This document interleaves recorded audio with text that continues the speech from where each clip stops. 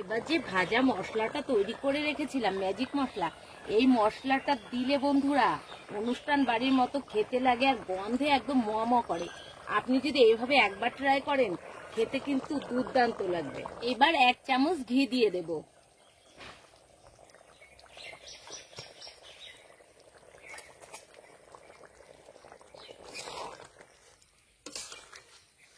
ভালো করে নেড়ে দিই বন্ধুরা, হয়ে গেছে। এবার নামিয়ে দেব।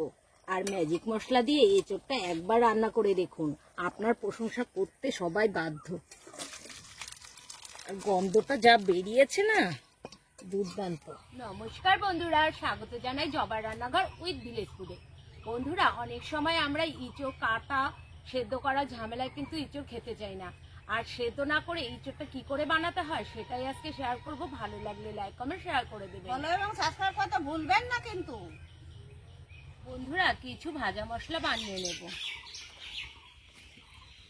প্রথমে দিয়ে দেব গরম মশলা, আর এলাচগুলো একটু ছিঁড়ে ছিঁড়ে দিয়েছি, এতে করে ভাজাটা ভালো হবে।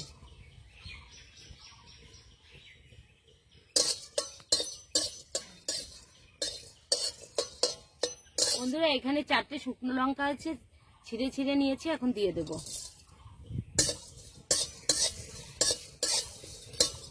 লঙ্কাটা একটু ভাজা হয়ে গেছে, এবার ধনে দিয়ে দেব।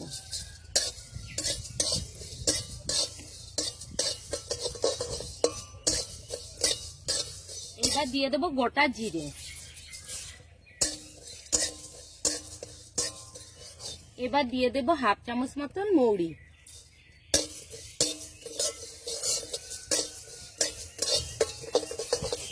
এবার দিয়ে দেব পোস্ত। সব একসাথে ভালো করে ভেজে নেব। এবার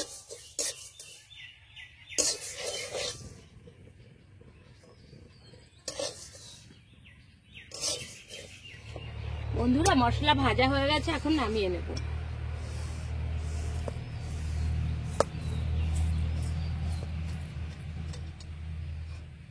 মশলা বেটে নেব।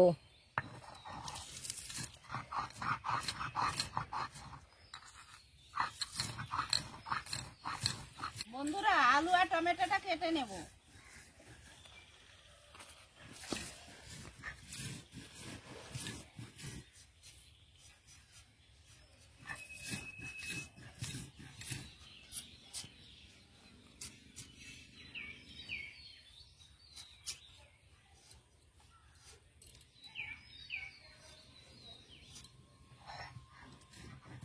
বন্ধুরা, মশলা বাটা হয়ে গেছে, এখন একটা ক্যারি ব্যাগের ভেতরে রেখে দেব, এতে করে গন্ধটা বাইরে বেরিয়ে আসবে না।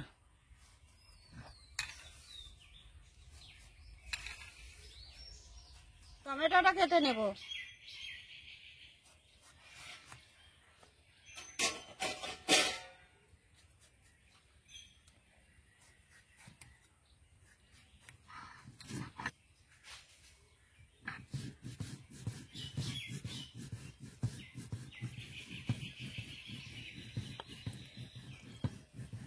আদা জিরে বেটে নিয়েছি, লঙ্কাও বাটা হয়ে গেছে, এখন তুলে নেব।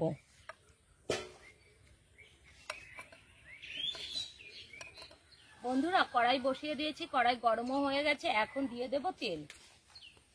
তেলটা একটু বেশি দেব। বন্ধুরা, তেল গরম হয়ে গেছে, এবার দিয়ে দেব এঁচড়গুলো। এঁচড়গুলো কিন্তু আমি আগে থেকে সেদ্ধ করিনি।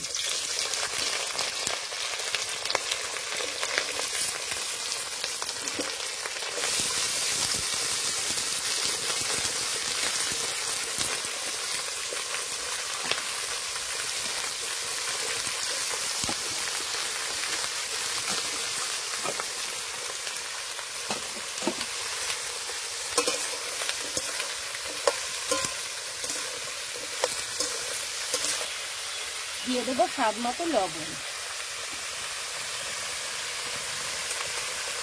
হলুদ গুঁড়ো। এবার ভালো করে ভেজে নেব। ইঁচড়গুলো ভালো করে ভেজে নিয়েছি, এই দেখুন সেদ্ধও হয়ে গেছে, আর একদম আলাদা করে সেদ্ধ করার কোনো দরকার হলো না।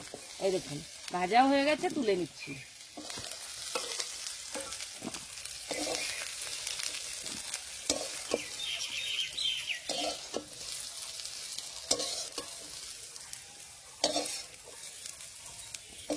একটা শুকনো লঙ্কা,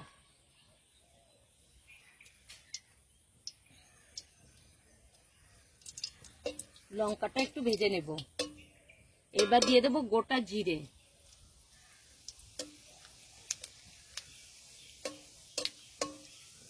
এবার দিয়ে দেবো আলু,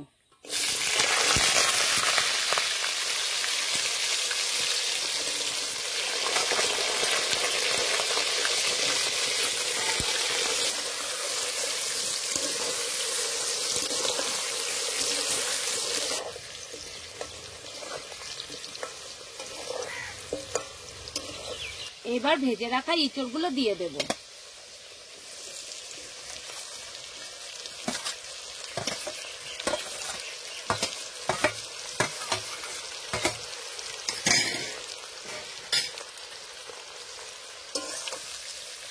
এবার ভালো করে ভেজে নেব।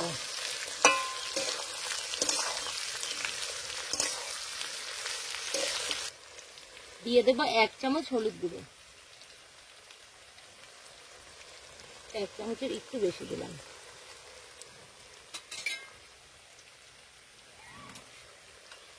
স্বাদ মতো লবণ, ভাজার সময় দিয়েছি তো একটু কম দিয়েছি।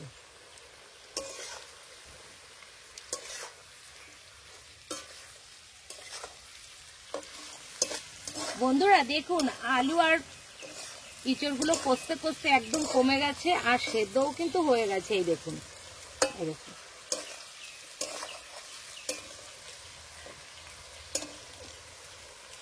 এবার দিয়ে দেব টমেটো কুচি,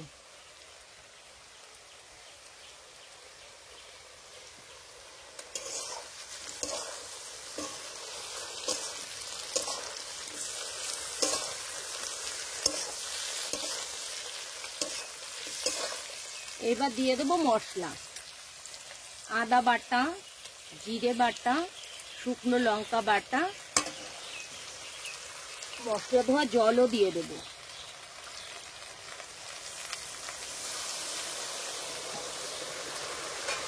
এবার ভালো করে কষে নেব।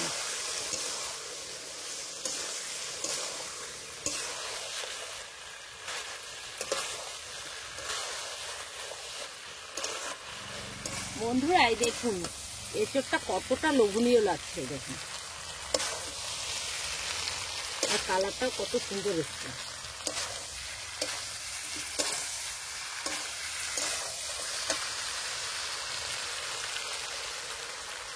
এবার দিয়ে দেব 1 চামচ টক দই।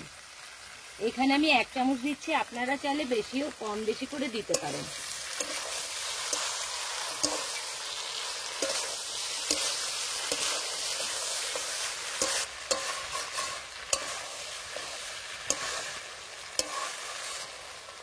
বন্ধুরা আলু আর এঁচড়টা কিন্তু সেদ্ধ হয়ে গেছে, দেখুন পুরো সেদ্ধ হয়ে গেছে এঁচড়, আর আলুটাও সেদ্ধ হয়ে গেছে। এবার জল দিয়ে দেব। এখানে দিয়ে দেবো আমি গরম জল।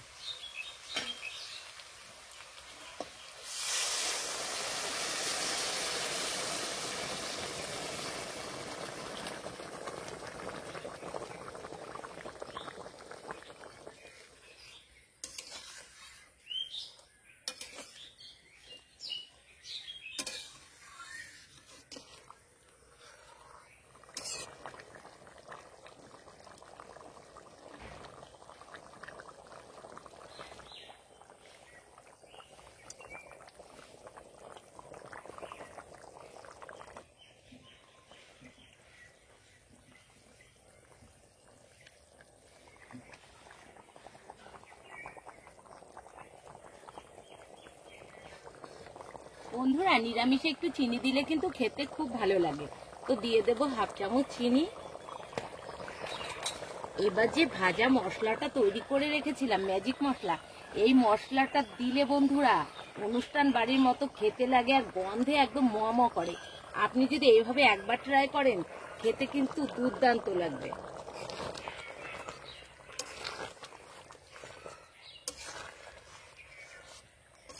এবার 1 চামচ ঘি দিয়ে দেব।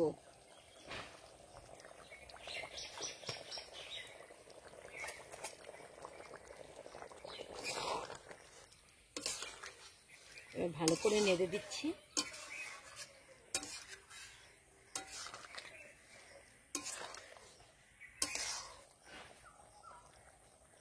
বন্ধুরা হয়ে গেছে, এবার নামিয়ে দেব। আর ম্যাজিক মশলা দিয়ে এঁচোড়টা একবার রান্না করে দেখুন, আপনার প্রশংসা করতে সবাই বাধ্য।